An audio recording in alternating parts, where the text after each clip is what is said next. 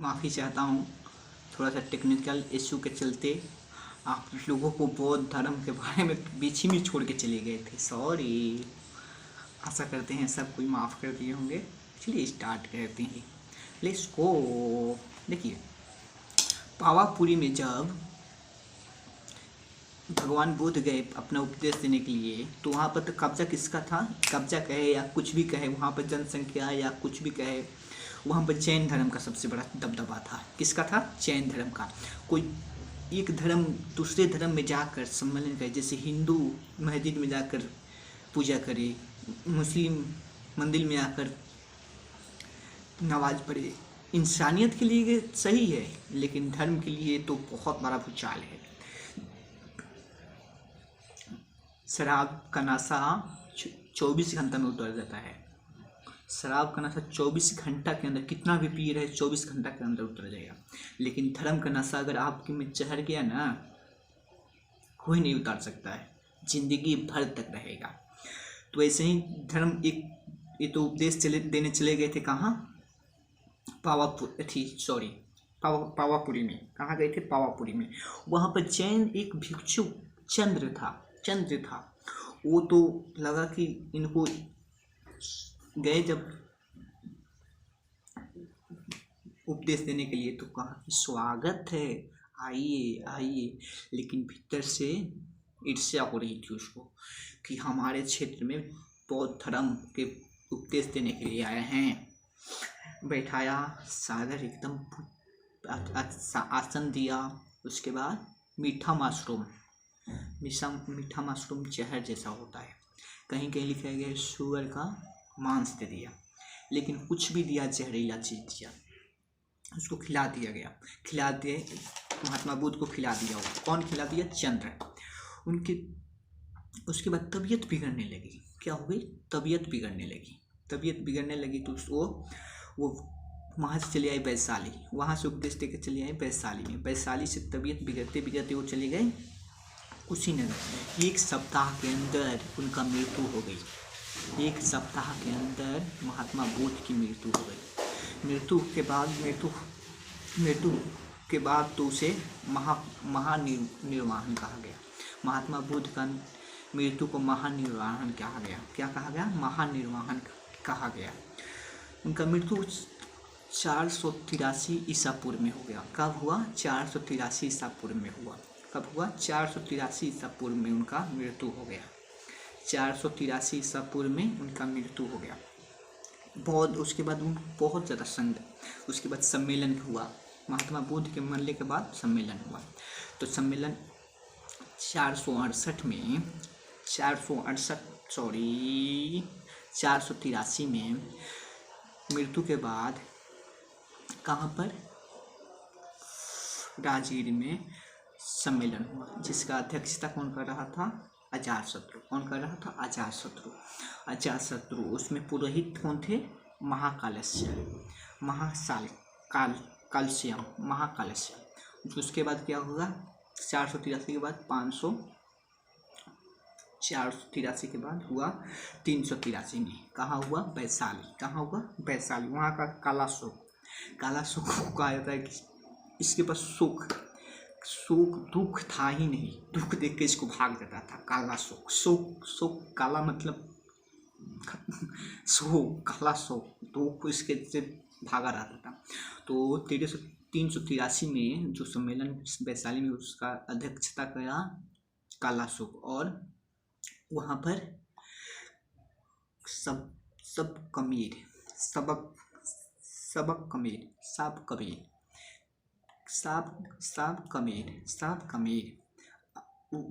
पुरोहित था। उसके बाद 255 में पाटलिपुत्र में हुआ, जिसका अध्यक्षता किए अशोक। कौन किए? अशोक। उस समय पुरोहित थे, उस समय मौलिक पुनीत थे। कौन थे? मौलिक पुनीत। उसके बाद प्रथम सदी में कहाँ हुआ? कुंड वन में हुआ, जो झारखंड में है। उसका अध्यक्षता किया अजातशत्रु, जिसका पुरोहित थे वसुमित्र और उपाध्यक्ष थे पुरोहित थे अशोक घोष। इतना सम्मेलन हुआ। उसके बाद क्या हुआ कि उसके बाद चौथा सम्मेलन के बाद 2 वर्गों में बट गया, एक महायान एक निर्वाण, एक हीनयान। महायान में और हीनयान में। हीनयान में यह परिवर्तन नहीं, एक कहता था कि जैसा बौद्ध धर्म पहले है हीनयान वैसा ही रहेगा, लेकिन महायान कहता था कि इसमें अब समय के साथ परिवर्तन होगा। तो हीनयान का वहीं पर समाप्ति हो गई।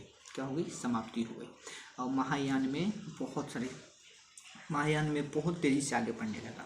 इसी का शाखा वज्रयान निकला, जो विदेशों तक बौद्ध धर्म को फैलाया।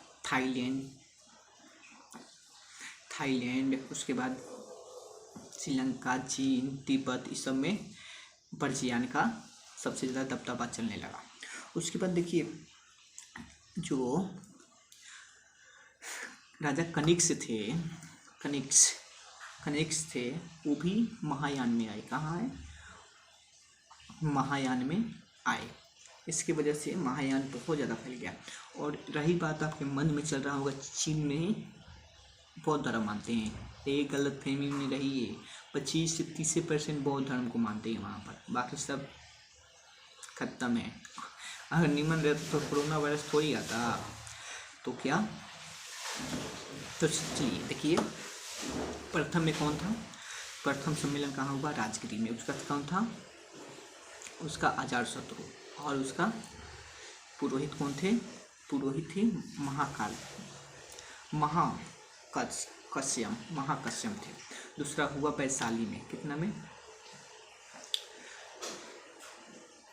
383 में। कितना में? 383 में वैशाली में हुआ। इसका कालाशोक अध्यक्षता किए और सबका कमीर उपरोहित थे।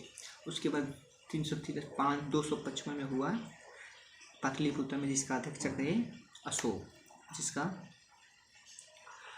जिसका पुरोहित थे मौलिक पुनीत थे। कौन थे? मौलिक पुनीत। उसके बाद चौथा हुआ छठी सदी में, जिसका अध्यक्षता किया कनिष्क। और ये हुआ कहाँ हुआ? कुंडवन में, जिसका पुरोहित थे अवघोष और वसुमित्र। इसके बाद उनकी मृत्यु के बाद 2 वर्गों में बांट गया, एगो हीनयान एगो महायान। हीनयान कहता था जैसे बौद्ध धर्म पहले था वैसे ही रहेगा। हीनयान कहता था नहीं, महायान कहता था कि चेंज होगा, समय के साथ चेंज होना चाहिए। तो इसकी वजह से हीनयान खत्म हो गया, महायान उसके बाद आगे बढ़ते गया। हीनयान के शाखा में से निकला वज्रयान। क्या निकला? वज्रयान को नालंदा विश्वविद्यालय, विक्रमशिला विश्वविद्यालय, ये सब ज्ञान के लिए, बौद्ध धर्म की जानकारी के लिए, पढ़ाई के लिए खोला गया। इसमें कनिष्क भी महायान में आ गया। महायान का शाखा वज्रयान, जो विदेशों में जाकर बौद्ध धर्म के प्रचार किया करता था, जैसे थाईलैंड, तिब्बत, चीन, श्रीलंका, इस सब में वज्रयान का प्रचार था। उसके बाद क्या हुआ कि धीरे धीरे बढ़ते गया। उसके बाद वज्रयान का दबदबा। उसके बाद सारनाथ का स्तूप गुप्त काल में बनाया गया। जो सारनाथ का स्तूप गुप्त काल में, अजंता के गुप्त काल में बाघ गुफाएं गुप्त काल में। उसके बाद पाकिस्तान में एक जगह बमियान में महात्मा बुद्ध का मूर्ति था। उसको तालिबान ने बम से उड़ा दिया। इसको बमियान को तालिबान ने उड़ा दिया। सब खड़ी मूर्ति कुषाण काल में बना था। उस समय कुषाण वर्ष में बना था। उसी समय जुलूस का प्रधान आया। क्या आया? जुलूस का प्रधान। महात्मा बुद्ध की 80 फीट की मूर्ति बोध गया में। कहाँ है? बोध गया में। बोध गया में बुद्ध चरित्र का, बुद्ध चरित्र जो है उसको बौद्ध धर्म का रामायण भी कहा जाता है। क्या कहा जाता है? रामायण भी कहा जाता है। पोतल महल एक, पोतल महल सबसे पोतल महल बौद्ध धर्म का सबसे बड़ा मठ कहा जाता है। पोतल सबसे बड़ा मठ कहा जाता है, तिब्बत में है। कहाँ है? तिब्बत में है। जोतल सबसे बड़ा तथा दूसरा तमांग मठ अरुणाचल प्रदेश में। कहाँ है? अरुणाचल प्रदेश में।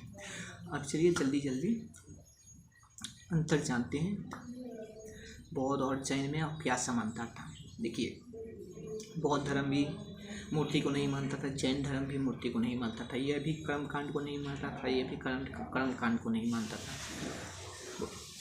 बौद्ध धर्म भी भगवान को नहीं मानता था और जैन धर्म भी भगवान को नहीं मानता था। पुण्य जन्म को दोनों मानते थे। क्या मानते थे? पुण्य जन्म को दोनों मानते थे। कुछ बौद्ध और जैन दोनों मानते थे। मोक्ष दोनों मानते थे। निर्वाहन एक संघन विधि से मोद। हिंदू धर्म दोनों टूटे थे, दोनों हिंदू धर्म से टूट के बने थे। दोनों महावीर और बुद्ध दोनों राजा के राजा थे, दोनों राजा ही थे। समान था। जैसे जैन में मोक्ष कहा जाता है, मोक्ष को मोक्ष कैवल्य कहा जाता था, मोक्ष को कैवल्य या इसमें मोद कहा जाता था। क्या कहा जाता था? मोद कहा जाता, मोक्ष कहा जाता। इसमें मोक्ष के लिए संलेखन विधि इसमें अष्टायनिक मार्ग। क्या? अष्टायनिक मार्ग। इसमें बौद्ध धर्म का था पाली और जैन धर्म का था प्राकृत। इसके चलते ये सबसे जल्दी खत्म हो गया प्राकृत। इसमें जानने के लिए भी बहुत मुश्किल था। अब देखिए, महात्मा बुद्ध का जब गर्भ में तो हाथी छीन क्या था? हाथी। जब जन्म हुआ तो कमल, जन्म हुआ तो कमल, जब युवा अवस्था में हुए तो सांड, जब युवा अवस्था में हुए तो सांड, गृह त्याग दिए तो घोड़ा, गृह त्याग दिए तो घोड़ा, ज्ञान की प्राप्ति हुई तो ज्ञान की प्राप्ति वृक्ष, उपदेश दिए तो चक्र, उपदेश का चक्र, समृद्धि का शेर, समृद्धि का शेर, मृत्यु को पद चिन्ह, मृत्यु को निवारण को पद चिन्ह, मृत्यु को स्तूप जगह कहा जाता है। नमस्कार। आप पढ़ेंगे कल या अभी केमिस्ट्री, बायोलॉजी और फिजिक्स। तब तक के लिए बाय बाय, नमस्कार।